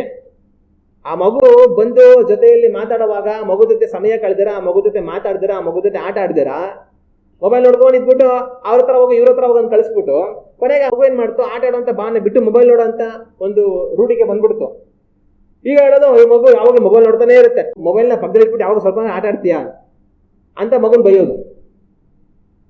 ಆಗ ಎಲ್ಲರೂ ಅನ್ಕೊಳ್ತಾರೆ ಮಕ್ಕಳು ತುಂಬಾ ಮೊಬೈಲ್ ನೋಡ್ತಾರೆ ಅಂತ ಅನ್ಕೊಳ್ತಾರೆ. ವಾಸ್ತವ ಏನಂತಂದ್ರೆ ದೊಡ್ಡವರು ಮಗುಗಿನ ಜಾಸ್ತಿ ನೋಡ್ತಾ ಇರ್ತಾರೆ. ದೊಡ್ಡವರು ಮೊಬೈಲ್ ನೋಡ್ಕೊಂಡು ಕೂತ್ಕೊಳ್ಳೋದು ಅವ್ರಿಗೆ ಸಮಸ್ಯೆ ಆಗಲ್ಲ, ಮಗು ಮೊಬೈಲ್ ನೋಡ್ಕೊಂಡು ಕೂತ್ಕೊಂಡಿದ್ರೆ ಸಮಸ್ಯೆ. ಆಗ ಈ ತರ ಒಂದು ಕಾಲ ಆಗಿರುವಂತ ಈ ದಿನಗಳಲ್ಲಿ ಬಂದ್ಬಿಟ್ಟಿದೆ. ಹಿಂಗಿರುವಾಗ ನಾನೊಂದು ವಿಡಿಯೋ ನೋಡಿದೆ. ಆ ವಿಡಿಯೋದಲ್ಲಿ ಏನಂತಂದ್ರೆ, ಹಿಂಗೆ ಒಂದು ಮಗು ಏನಾಗಿರುತ್ತೆ, ಅವ್ರ ಅಪ್ಪ ಅಮ್ಮ ಯಾವಾಗಲೂ ಮೊಬೈಲ್ ಇಟ್ಕೊಂಡು ಮಾತಾಡ್ಕೊಂಡು ನೋಡ್ಕೊಂಡಿರೋದ್ರಿಂದ ಇದು ಕೂಡ ಮೊಬೈಲ್ ನೋಡೋ ರೂಢಿ ಮಾಡ್ಕೊಂಡ್ಬಿಟ್ಟು ಯಾವಾಗ ಮೊಬೈಲ್ ಇಸ್ಕೊಂಡು ಕುತ್ಕೊಂಡು ನೋಡ್ತಾನೆ ಇರುತ್ತೆ. ಇವ್ರ ಅಪ್ಪ ಅಮ್ಮ ಏನು ಮಾಡ್ತಾರೆ, ಏನಾದರೂ ಮಾಡಿ ಈ ಮಗುಗೆ ಈ ಮೊಬೈಲ್ ಚಟ ಬಿಡಿಸ್ಬೇಕಲ್ವಾ, ಈ ಮೊಬೈಲ್ ನೋಡೋದನ್ನ ಬಿಡಿಸ್ಬೇಕು, ಏನು ಮಾಡೋಣ ಅಂತ ಯೋಚನೆ ಮಾಡ್ಕೊಂಡು ಕೊನೆಗೆ ಉಪಾಯ ಮಾಡ್ತಾರೆ. ಏನು ಮಾಡ್ತಾರೆ ಅಂತಂದರೆ, ನಾವು ಮೊಬೈಲ್ ನೋಡೋದನ್ನ ಬಂದ್ ಮಾಡೋಣ, ನಾವು ಮೊಬೈಲ್ ನೋಡೋದು ಬೇಡ ಮಗು ಮುಂದೆಗಡೆ. ಸರಿ, ಮೊಬೈಲ್ ನೋಡಿದ್ರೆ ಬೇರೆ ಏನಾದ್ರು ನೋಡ್ಬೇಕಲ್ವಾ, ಅಂದರೆ ಬೇರೆ ಏನಾದ್ರು ಮಾಡಬೇಕು. ಏನು ಮಾಡೋದು ಹೋಗ್ಲಿ, ಮೊಬೈಲ್ ನೋಡಿದಿರಾ, ನಾವೇನು ಮಾಡೋಣ, ಪುಸ್ತಕ ತಗೊಳ್ಳೋಣ, ಪುಸ್ತಕ ತಗೊಂಡು ಪುಸ್ತಕ ಇಟ್ಕೊಂಡು ಓದ್ತಾ ಇರೋಣ. ಮಗು ನಮ್ಮ ನೋಡಿದಾಗಲೆಲ್ಲ ನಾವೇನು ಮಾಡಬೇಕು, ಪುಸ್ತಕ ಓದ್ತಾ ಇರ್ಬೇಕು ಸುಮ್ಮನೆ. ಆ ಥರ ಮಾಡೋಣ ಅಂತ ಅಂದ್ಕೊಂಡ್ಬಿಟ್ಟು ಅವರಿಬ್ಬರು ಗಂಡ ಹೆಂಡತಿ ಏನು ಮಾಡ್ತಾರೆ, ಒಂದಷ್ಟು ಪುಸ್ತಕಗಳು ಮನೆಗೆ ತರ್ತಾರೆ. ತಂದ್ಬಿಟ್ಟು ಏನು ಮಾಡ್ತಾರೆ, ಯಾವಾಗ ನೋಡಿದ್ರು ಪುಸ್ತಕ ಇಟ್ಕೊಂಡ್ಬಿಟ್ಟು ಪುಸ್ತಕ ಕುತ್ಕೊಂಡು ಓದ್ತಾನೆ ಇರೋದೆ. ಸೋಫಾ ಮೇಲೆ ಕುತ್ಕೊಂಡು ಪುಸ್ತಕ ಓದ್ತಾ ಇರೋದು, ಬೆಡ್ ಮೇಲೆ ಕುತ್ಕೊಂಡು ಪುಸ್ತಕ ಹೋಗ್ತಾ ಇರೋದು, ಯಾವಾಗಲೂ ಗಂಡ ಹೆಂಡತಿ ಪುಸ್ತಕ ಓದ್ತಾ ಇರೋದು, ಫ್ರೀ ಆಗಿರೋ ಟೈಮಲ್ಲೆಲ್ಲ ಮೊಬೈಲ್ ನೋಡೋದನ್ನು ಬಿಟ್ಟು. ಈ ಮಗುವನ್ನೇನು ಮಾಡುತ್ತೆ, ಒಂದಷ್ಟು ಕಾಲ ಮೊಬೈಲ್ ನೋಡ್ತಾ ಇರುತ್ತೆ. ಆಮೇಲೆ ಅವ್ರ ಅಪ್ಪ ಅಮ್ಮನ ಗಮನಿಸ್ತಾ ಇರುತ್ತೆ, ಏನು ನಮ್ಮಪ್ಪ ನಮ್ಮಮ್ಮ ಯಾವಾಗ ನೋಡಿದ್ರು ಮೊಬೈಲ್ ನೋಡ್ಕೊಂಡಿರೋರು, ಇವಾಗ ನೋಡಿದ್ರೆ ಯಾವಾಗ ಪುಸ್ತಕ ತಗೊಂಡು ಪುಸ್ತಕ ಓದ್ಕೊಂಡೇ ಇರ್ತಾರಲ್ಲ ಅಂತ ಯೋಚನೆ ಮಾಡಿಕೊಂಡು ಮಗು ಸುಮ್ಮನೆ ಇರೋದು. ಆಮೇಲೆ ಒಂದಷ್ಟು ಕಾಲ ಆದಮೇಲೆ ಈ ಮೊಬೈಲ್ ಮಗು ನೋಡ್ತಾ ಇದ್ರೆ ಇವ್ರು ಬಂದ್ಬಿಟ್ಟು ಪಕ್ಕದಲ್ಲಿ ಈ ಕಡೆ ಅಪ್ಪ ಈ ಕಡೆ ಅಮ್ಮ ಕೂತ್ಕೊಂಡ್ಬಿಟ್ಟು ಇವ್ರು ಪುಸ್ತಕ ತಗೊಂಡು ಪುಸ್ತಕ ಓದ್ತಾ ಇರೋದು. ಆಮೇಲೆ ಒಂದ್ ದಿವಸ ಈ ಮಗು ಏನ್ ಮಾಡುತ್ತೆ, ನಾನು ನೋಡಿದ್ರೆ ಯಾವಾಗಲೂ ಮೊಬೈಲ್ ನೋಡ್ತಾನೆ ಇರ್ತೀನಿ, ನಾ ಅಪ್ಪ ನೋಡಿದ್ರೆ ಯಾವಾಗ ನೋಡಿದ್ರು ಪುಸ್ತಕ ಓದ್ತಾನೆ ಇರ್ತಾರೆ, ಯಾಕೆ ಸೆಟ್ ಆಗ್ತಾ ಇಲ್ವಲ್ಲ ಅಂತ ಯೋಚನೆ ಮಾಡ್ಬಿಟ್ಟು ಅದೇನ್ ಮಾಡುತ್ತೆ, ಮೊಬೈಲ್ ಬಿಸಾಕ್ಬಿಟ್ಟು ಅದು ಹೋಗಿ ಪುಸ್ತಕ ಎತ್ಕೊಂಡು ಬಂದ್ಬಿಟ್ಟು ಪುಸ್ತಕ ತೆಗೆದ್ಬಿಟ್ಟು ಪುಸ್ತಕದಲ್ಲಿ ಬೊಂಬೆಗಳು ಚಿತ್ರಗಳೆಲ್ಲ ಇದ್ರೆ ಅದನ್ನ ನೋಡ್ಕೊಂಡು ಕೂತ್ಕೊಂಡಿರುತ್ತೆ. ಈ ವಿಡಿಯೋನ ಹಾಕ್ಬಿಟ್ಟು ಇಂಟರ್ನೆಟ್ ಅಲ್ಲಿ ಶೇರ್ ಮಾಡಿದ್ರು. ಏನಂದ್ರೆ, ನಿಮ್ಮ ಮಕ್ಕಳು ಮೊಬೈಲ್ ಚಟ ಬಿಡ್ಬೇಕು ಅಂತಂದ್ರೆ ನೀವು ಮೊಬೈಲ್ ಚಟ ಬಿಡಬೇಕು. ನೀವು ಮೊಬೈಲ್ ಚಟ ಬಿಟ್ಟು ಪುಸ್ತಕ ಹಿಡಿದ್ರೆ ನಿಮ್ಮ ಮಕ್ಕಳು ಕೂಡ ಮೊಬೈಲ್ನ ಬಿಟ್ಟು ಪುಸ್ತಕ ಹಿಡಿತಾರೆ. ಆದರೆ ನೀವು ಮೊಬೈಲ್ ಇಟ್ಕೊಂಡು ಯಾವಾಗ ನೋಡ್ಕೊಂಡೇ ಇದ್ದು ನಿಮ್ಮ ಮಕ್ಕಳು ಮೊಬೈಲ್ ನೋಡಬಾರ್ದು ಅಂತಂದ್ರೆ ಅದಾಗಲ್ಲ. ನೀವು ಪುಸ್ತಕ ಹಿಡೀರಿ, ನಿಮ್ಮ ಮಕ್ಕಳು ಸಹ ಪುಸ್ತಕ ಹಿಡಿತಾರೆ ಅಂತ ಆ ವಿಡಿಯೋದಲ್ಲಿ ಲೈವ್ ಆಗಿ ಎಕ್ಸಾಂಪಲ್ ಕೊಟ್ಟಿದ್ರು. ಒಂದು ಮಗು ಏನ್ ಮಾಡುತ್ತೆ, ಕುತ್ಕೊಂಡು ಮೊಬೈಲ್ ಇಟ್ಕೊಂಡು ನೋಡ್ತಾ ಇರುತ್ತೆ. ಅವ್ರ ಅಪ್ಪ ಅಮ್ಮ ಏನ್ ಮಾಡ್ತಾರೆ, ಪುಸ್ತಕ ತಗೊಂಡು ಈ ಕಡೆ ಒಬ್ರು ಕುತ್ಕೊಂಡ್ಬಿಟ್ಟು ಪುಸ್ತಕ ಓದ್ತಾ ಇರ್ತಾರೆ. ಈ ಮಗು ಸ್ವಲ್ಪ ಮೊಬೈಲ್ ನೋಡುತ್ತೆ, ಅವ್ರ ಅಪ್ಪನ ಕಡೆ ನೋಡುತ್ತೆ, ಆ ಪುಸ್ತಕ ಓದ್ತಾ ಇರ್ತಾರೆ. ಈ ಕಡೆ ಅವ್ರ ಅಮ್ಮನ ಕಡೆ ನೋಡುತ್ತೆ, ಅವ್ರ ಅಮ್ಮನ ಪುಸ್ತಕ ಓದ್ತಾ ಇರ್ತಾರೆ. ಆಮೇಲೆ ಮೊಬೈಲ್ ಮಾಡುತ್ತೆ, ಮೊಬೈಲ್ ಆ ಕಡೆ ಹಾಕ್ಬಿಟ್ಟು ಅದು ಹೋಗಿ ಪುಸ್ತಕ ತಗೊಂಡ್ಬಿಟ್ಟು ಅದು ಅವ್ರ ಅಪ್ಪ ಅಮ್ಮ ನೋಡ್ಕೊಂಡು ನಾನು ಪುಸ್ತಕ ಓದ್ತೀನಿ ಅಂತ ಅದು ಪುಸ್ತಕ ಓದ್ತಾರೆ. ಆಗ ನೀವೇನ್ ಮಾಡ್ತೀರಾ, ಮಕ್ಕಳು ಅದನ್ನೇ ಮಾಡ್ತಾರೆ. ನೀವು ನಿಮ್ಮಲ್ಲಿ ದೇವರ ಭಯವನ್ನು ತೋರಿಸಿ, ಮಕ್ಕಳು ನಿಮ್ಮಿಂದ ದೇವರ ಭಯವನ್ನು ಕಲಿತಾರೆ. ನೀವು ನಿಮ್ಮಲ್ಲಿ ದೇವರ ಭಕ್ತಿಯನ್ನು ತೋರಿಸಿ, ಮಕ್ಕಳು ನಿಮ್ಮಿಂದ ದೇವರ ಭಕ್ತಿಯನ್ನು ಕಲಿತಾರೆ. ನೀವು ನಿಮ್ಮಲ್ಲಿ ದೇವರ ಮೇಲಿನ ಪ್ರೀತಿಯನ್ನು ತೋರಿಸಿ, ನಿಮ್ಮ ಮಕ್ಕಳು ನಿಮ್ಮಿಂದ ದೇವರ ಮೇಲಿನ ಪ್ರೀತಿಯನ್ನು ಕಲಿತಾರೆ. ನೀವು ನಿಮ್ಮಲ್ಲಿ ದೇವರ ಮೇಲಿನ ನಂಬಿಕೆಯನ್ನು ತೋರಿಸಿ, ನಿಮ್ಮ ಮಕ್ಕಳು ನಿಮ್ಮಿಂದ ದೇವರ ಮೇಲಿನ ನಂಬಿಕೆಯನ್ನು ಕಲಿತಾರೆ. ನೀವು ನಿಮ್ಮಲ್ಲಿ ಪ್ರಾರ್ಥನೆಯನ್ನು ತೋರಿಸಿ, ನಿಮ್ಮ ಮಕ್ಕಳು ನಿಮ್ಮಿಂದ ಪ್ರಾರ್ಥನೆಯನ್ನು ಕಲಿತಾರೆ. ನೀವು ನಿಮ್ಮಲ್ಲಿ ದೇವರ ವಾಕ್ಯ ಧ್ಯಾನವನ್ನು ತೋರಿಸಿ, ನಿಮ್ಮ ಮಕ್ಕಳು ನಿಮ್ಮಿಂದ ದೇವರ ವಾಕ್ಯವನ್ನು ಧ್ಯಾನ ಮಾಡೋದನ್ನ ಕಲಿತಾರೆ. ನೀವು ನಿಮ್ಮಲ್ಲಿ ದೇವರನ್ನ ಆರಾಧಿಸಿ ಸ್ತುತಿಸಿ ಮಹಿಮೆ ಪಡಿಸೋದನ್ನ ತೋರಿಸಿ, ನಿಮ್ಮ ಮಕ್ಕಳು ನಿಮ್ಮಿಂದ ದೇವರನ್ನು ಆರಾಧಿಸಿ ಸ್ತುತಿಸಿ ಮಹಿಮೆ ಪಡಿಸೋದನ್ನ ಅವರು ಕಲಿತಾರೆ. ನೀವು ನಿಮ್ಮಲ್ಲಿ ಉಪವಾಸವನ್ನ ಮಾಡಿ ಪ್ರಾರ್ಥನೆ ಮಾಡೋದನ್ನ ತೋರಿಸಿ, ಮಕ್ಕಳು ನಿಮ್ಮಿಂದ ಉಪವಾಸ ಇದ್ದು ಪ್ರಾರ್ಥನೆ ಮಾಡೋದನ್ನ ಕಲಿತಾರೆ. ನೀವು ಸಭೆಯಾಗಿ ಕುಡಿ ಬರೋದನ್ನ ಮಕ್ಕಳಿಗೆ ತೋರಿಸಿ, ನಿಮ್ಮಿಂದ ಮಕ್ಕಳು ಸಭೆಯಾಗಿ ಕುಡಿ ಬರೋದನ್ನ ಅವ್ರು ಕಲಿತಾರೆ. ನೀವು ದೇವರ ವಾಕ್ಯವನ್ನು ಕೈಗೊಂಡು ನಡೆಯೋದನ್ನ ತೋರಿಸಿ, ನಿಮ್ಮಿಂದ ನಿಮ್ಮ ಮಕ್ಕಳು ದೇವರ ವಾಕ್ಯವನ್ನು ಕೈಗೊಂಡು ನಡೆಯೋದನ್ನ ಅವ್ರು ಕಲಿತಾರೆ. ನೀವು ಕರ್ತನಿಗಾಗಿ ಒಳ್ಳೆಯ ಸಾಕ್ಷಿಯಾಗಿ ಯಾವ ರೀತಿ ಜೀವಿಸಬೇಕು ಅನ್ನೋದನ್ನ ಜೀವಿಸಿ ತೋರಿಸಿ, ನಿಮ್ಮಿಂದ ಮಕ್ಕಳು ದೇವರಿಗೆ ಒಳ್ಳೆಯ ಸಾಕ್ಷಿಯಾಗಿ ಜೀವಿಸೋದನ್ನ ಕಲಿತಾರೆ. ನೀವು ಕರ್ತನಿಗಾಗಿ ಕೊಡುವುದನ್ನ ತೋರಿಸಿ, ನಿಮ್ಮಿಂದ ಮಕ್ಕಳು ಕರ್ತನಿಗೆ ಯಾವ ರೀತಿ ಕೊಡಬೇಕನ್ನೋದನ್ನ ಕಲಿತಾರೆ. ನೀವೇನ್ ಮಾಡ್ತೀರೋ ಅದನ್ನ ನಿಮ್ಮಿಂದ ಮಕ್ಕಳು ಕಲಿತಾರೆ. ಆದ್ರೆ ಅನೇಕರು ಏನ್ ಮಾಡ್ತಾರೆ ಅಂತಂದ್ರೆ ಇದರಲ್ಲಿ ತಪ್ಪಿ ಹೋಗ್ತಾರೆ. ತಾವು ತಮ್ಮ ಮಕ್ಕಳಿಗೆ ಏನನ್ನು ತೋರಿಸಿ ಕೊಡಬೇಕೋ ಅದನ್ನ ತೋರಿಸಿ ಕೊಡೋದಿಲ್ಲ. ಆದ್ರೆ ಅದಕ್ಕೆ ಬದಲಾಗಿ ಎಲ್ಲಾ ತಪ್ಪಾದ ಕಾರ್ಯಗಳನ್ನ ತೋರಿಸ್ಕೊಡ್ತಾರೆ. ತಂದೆ ತಾಯಿ ಮಕ್ಕಳಿಗೆ ಏನು ತೋರಿಸ್ಕೊಡ್ಬೇಕು? ದೇವರನ್ನ ಪ್ರೀತಿಸೋದು, ದೇವರ ಮೇಲೆ ನಂಬಿಕೆಯಿಂದ ಇರೋದು, ಪ್ರಾರ್ಥನೆ ಮಾಡೋದು, ದೇವರ ವಾಕ್ಯ ಧ್ಯಾನ ಮಾಡೋದು, ಸಭೆಯಾಗಿ ಕೂಡಿ ಬರೋದು, ದೇವರ ವಾಕ್ಯವನ್ನು ಕೈಗೊಂಡು ನಡೆಯೋದು, ದೇವರಲ್ಲಿ ಭಯಭಕ್ತಿ ಉಳ್ಳವர்களಾಗಿ ಯಾವ ರೀತಿ ಜೀವಿಸಬೇಕು ಆ ಎಲ್ಲಾ ಕಾರ್ಯಗಳನ್ನ ಅವರ ಮುಖಾಂತರ ಮಕ್ಕಳಿಗೆ ತೋರಿಸಿಕೊಡಬೇಕು. ಮಕ್ಕಳಿಗೆ ಹೇಳೋದಲ್ಲ, ತಮ್ಮಲ್ಲೇ ಬದುಕಿ ತೋರಿಸಬೇಕು. ಆದ್ರೆ ಅನೇಕರು ಏನ್ ಮಾಡ್ತಾರೆ, ಅದಕ್ಕೆ ತಪ್ಪಿ ಹೋಗಿ ದೇವರ ಕಾರ್ಯಗಳನ್ನು ತೋರಿಸೋದಿಲ್ಲ, ಆದ್ರೆ ಅದಕ್ಕೆ ಬದಲಾಗಿ ಬೇರೆ ಎಲ್ಲಾ ತಪ್ಪಾದ ಕಾರ್ಯಗಳನ್ನ ತೋರಿಸ್ಕೊಡ್ತಾರೆ. ಏನ್ ತೋರಿಸ್ಕೊಡ್ತಾರೆ? ತಮ್ಮಲ್ಲಿ ಮಕ್ಕಳಿಗೆ ಕೋಪವನ್ನು ತೋರಿಸ್ತಾರೆ, ಮಕ್ಕಳು ಅವರಿಂದ ಕೋಪವನ್ನು ಕಲಿತಾರೆ. ತಮ್ಮಲ್ಲಿ ಮಕ್ಕಳಿಗೆ ದ್ವೇಷವನ್ನು ತೋರಿಸ್ತಾರೆ, ಅವರು ತಮ್ಮಿಂದ ದ್ವೇಷವನ್ನ ಕಲಿತಾರೆ. ಅವರು ತಮ್ಮಲ್ಲಿ ಹಠವನ್ನು ಹಿಡಿಯುವುದನ್ನ ತೋರಿಸ್ಕೊಡ್ತಾರೆ, ಮಕ್ಕಳು ಅವರಿಂದ ಹಠ ಹಿಡಿಯುವುದನ್ನ ಕಲಿತುಕೊಡ್ತಾರೆ. ಅವರು ತಮ್ಮಲ್ಲಿ ಹೃದಯದ ಕಾಠಿಣ್ಯತ್ವವನ್ನ ತೋರಿಸ್ತಾರೆ, ಮಕ್ಕಳು ಅವರಿಂದ ಹೃದಯದ ಕಾಠಿಣ್ಯತ್ವವನ್ನ ಕಲಿತಾರೆ. ಅವರು ತಮ್ಮಲ್ಲಿ ಕೆಟ್ಟ ಮಾತುಗಳನ್ನು ತೋರಿಸ್ಕೊಡ್ತಾರೆ, ಮಕ್ಕಳು ಅವರಿಂದ ಕೆಟ್ಟ ಮಾತುಗಳನ್ನು ಕಲಿತಾರೆ. ಅವರು ತಮ್ಮಲ್ಲಿ ಪಾಪವನ್ನು ತೋರಿಸ್ಕೊಡ್ತಾರೆ, ಮಕ್ಕಳು ಅವರಿಂದ ಪಾಪವನ್ನ ಕಲಿತಾರೆ. ಅವರು ತಮ್ಮಲ್ಲಿ ಅನ್ಯಾಯವನ್ನು, ಮೋಸವನ್ನು, ಅಕ್ರಮವನ್ನು, ವಂಚನೆಯನ್ನ ತೋರಿಸ್ಕೊಡ್ತಾರೆ, ಮಕ್ಕಳು ಅವರಿಂದ ಅನ್ಯಾಯ, ಮೋಸ, ವಂಚನೆ, ಅಕ್ರಮಗಳನ್ನ ಕಲಿತಾರೆ. ಅವರು ತಮ್ಮಲ್ಲಿ ಕೆಟ್ಟ ನಡವಳಿಕೆಗಳನ್ನು ತೋರಿಸ್ಕೊಡ್ತಾರೆ, ಮಕ್ಕಳು ಅವರಿಂದ ಕೆಟ್ಟ ನಡವಳಿಕೆಗಳನ್ನ ಕಲಿತಾರೆ. ಈ ರೀತಿ ತೋರಿಸ್ಕೊಡ್ಬೇಕಾಗಿರುವಂತ ಒಳ್ಳೇದನ್ನ ತೋರಿಸ್ಕೊಡದೆ ತೋರಿಸಬಾರದಾಗಿರುವಂತ ಎಲ್ಲಾ ಕೆಟ್ಟದನ್ನ ತಂದೆ ತಾಯಿಗಳು ಏನ್ ಮಾಡ್ತಾರೆ, ಅವ್ರ ಮಕ್ಕಳಿಗೆ ತೋರಿಸಿಕೊಡ್ತಾರೆ, ಅವ್ರು ನಡೆದು ಜೀವಿಸಿ ತೋರಿಸ್ಕೊಡ್ತಾರೆ. ಇದನ್ನ ನೋಡುವಂತ ಮಕ್ಕಳು ಏನ್ ಮಾಡ್ತಾರೆ, ತಂದೆ ತಾಯಿಯಿಂದ ಅದನ್ನೇ ಕಲಿತಾರೆ. ಆದರೆ ಅನೇಕ ತಂದೆ ತಾಯಿಗಳು ಈ ರೀತಿ ಮಕ್ಕಳ ಮುಂದೆ ಯಾವ ರೀತಿಯಾಗಿ ನಡೀಬಾರದು ಆ ರೀತಿಯಾಗೆಲ್ಲ ನಡೆದುಬಿಟ್ಟು ಏನ್ ನಿರೀಕ್ಷೆ ಮಾಡ್ತಾರೆ, ನಮ್ಮ ಮಕ್ಕಳು ಅತ್ಯಂತ ದೇವರ ಭಕ್ತಿ ಉಳ್ಳವರಾಗಿ ಬೆಳೆದು ಬರಬೇಕಂತ ನಿರೀಕ್ಷೆ ಮಾಡ್ತಾರೆ. ಅದು ಸಾಧ್ಯನಾ? ನೀವು ತೋರಿಸಿಕೊಡದೆ ನಿಮ್ಮ ಮಕ್ಕಳು ಕಲಿಯೋದಿಲ್ಲ. ನಿಮ್ಮಿಂದ ಮಾಡಕ್ಕಾಗದೇ ಇರೋದನ್ನ ನಿಮ್ಮ ಮಕ್ಕಳಿಂದ ಮಾಡೋದಕ್ಕಾಗೋದಿಲ್ಲ. ನೀವು ಮಾಡಿ ತೋರಿಸಿಕೊಡಿ, ನಿಮ್ಮಿಂದ ಮಕ್ಕಳು ಕಲಿತಾರೆ. ಹಲ್ಲೆಲೂಯಾ. ಆದ್ರೆ ಮಕ್ಕಳಿಗೆ ನಾವೇನನ್ನು ತೋರಿಸ್ಬೇಕು ಅದನ್ನು ತೋರಿಸ್ತೀರಾ? ತೋರಿಸಬಾರದಾಗಿರುವಂತ ಎಲ್ಲಾ ಕೆಟ್ಟ ಕಾರ್ಯಗಳನ್ನ, ಈ ಲೋಕದ ಕೆಟ್ಟ ಕ್ರಿಯೆಗಳನ್ನ ನಮ್ಮಿಂದ ತೋರಿಸಿಕೊಡುವಾಗ ಅವರು ನಮ್ಮಿಂದ ಅದನ್ನ ಕಲಿತು ಲೋಕಕ್ಕೆ ಹೊರಟು ಹೋಗ್ತಾರೆ. ನಾವೇನ್ ಮಾಡ್ತೀವಿ, ಯಾವ ಕಾರ್ಯದಿಂದ ಮನೆ ತಿರುಗಬೇಕು ಆ ಕಾರ್ಯದಿಂದ ಮನೆ ತಿರುಗದೆ, ಏನನ್ನ ಕೈಗೊಂಡು ನಡೆಯಬೇಕು ಅದನ್ನ ಕೈಗೊಂಡು ನಡೆಯದೆ, ಯಾವ ರೀತಿಯಾಗಿ ನಾವು ಜೀವಿಸ್ಬೇಕು ಆ ರೀತಿ ಜೀವಿಸ್ತದೆ.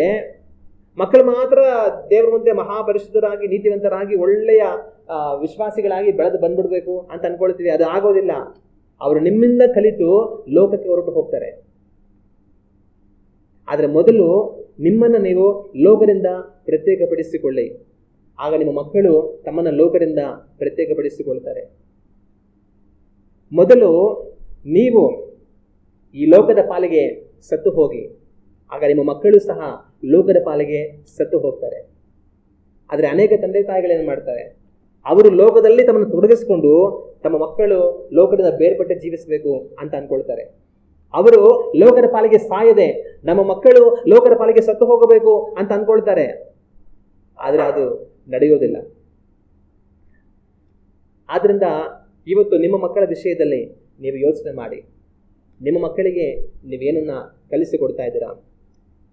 ಆದಾಮ ಅವ್ವ ತಮ್ಮ ಮಕ್ಕಳಿಗೆ ದೇವರ ಭಕ್ತಿಯನ್ನ ಕಲಿಸಿಕೊಟ್ರು.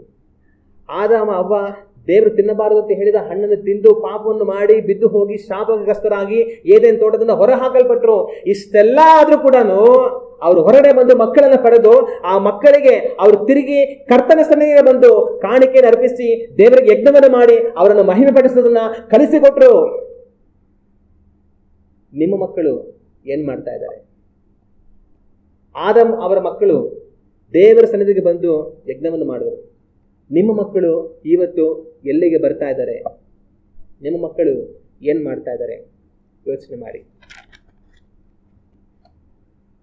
ಆದ್ರೆ ಒಂದು ವೇಳೆ ತಂದೆ ತಾಯಿ ಮಕ್ಕಳಿಗೆ ಎಲ್ಲಾ ರೀತಿಯಲ್ಲಿ ಒಳ್ಳೆ ಮಾದರಿಯನ್ನು ತೋರಿಸಿಕೊಟ್ಟು ದೇವರಲ್ಲಿ ಯಾವ ರೀತಿ ಭಯಭಕ್ತಿಯನ್ನು ಜೀವಿಸಬೇಕು, ಯಾವ ರೀತಿ ದೇವರ ಮೇಲಿನ ನಂಬಿಕೆಯನ್ನು ಜೀವಿಸಬೇಕು, ಯಾವ ರೀತಿ ದೇವರನ್ನ ಪ್ರೀತಿಸಬೇಕು, ಯಾವ ರೀತಿ ಪ್ರಾರ್ಥನೆ ಮಾಡಬೇಕು, ದೇವರ ವಾಕ್ಯವನ್ನು ಧ್ಯಾನ ಮಾಡಬೇಕು, ಸಭೆಯಾಗಿ ಕೂಡಿ ಬರಬೇಕು, ಕರ್ತನಿಗೆ ಪ್ರಿಯವಾಗಿ ನಡೆಯಬೇಕು, ದೇವರ ವಾಕ್ಯವನ್ನು ಕೈಗೊಂಡು ಜೀವಿಸಬೇಕು, ಯಾವ ರೀತಿ ಪ್ರೀತಿಸಬೇಕು, ಯಾವ ರೀತಿ ಕ್ಷಮಿಸಬೇಕು, ಯಾವ ರೀತಿ ಕರುಣಿಸಬೇಕು, ಯಾವ ರೀತಿ ಸಹಾಯ ಮಾಡಬೇಕು, ಯಾವ ರೀತಿ ಮನ ಮರಗಬೇಕು, ಯಾವ ರೀತಿಯಾಗಿ ಬಿಟ್ಟುಕೊಡಬೇಕು, ಯಾವ ರೀತಿಯಾಗಿ ತಗ್ಗಿಸಿಕೊಳ್ಳಬೇಕು, ಯಾವ ರೀತಿಯಾಗಿ ಸಮಾಧಾನದಿಂದ ಇರಬೇಕು, ಯಾವ ರೀತಿ ತಾಳ್ಮೆಯಿಂದ ಇರಬೇಕು, ಯಾವ ರೀತಿ ಪರಿಶುದ್ಧರಾಗಿ ಜೀವಿಸಬೇಕು ಅಂತ ಎಲ್ಲಾ ರೀತಿಯ ಒಳ್ಳೆಯ ಮಾದರಿಯನ್ನ ನಿಮ್ಮ ಮಕ್ಕಳಿಗೆ ನೀವು ತೋರಿಸಿಕೊಟ್ಟ ನಂತರವೂ ಸಹ ನಿಮ್ಮಿಂದ ಅದನ್ನ ಮಕ್ಕಳು ಕಲಿತು ಕರ್ತನ ಭಕ್ತಿಗೆ, ಭಯಕ್ಕೆ, ರಕ್ಷಣೆಗೆ ಬರದೆ ಅಗಲಿ ಹೋದರೆ ಅವರ ನಾಶನಕ್ಕೆ ಅವರೇ ಹೊಣೆಯಾಗಿರ್ತಾರೆ.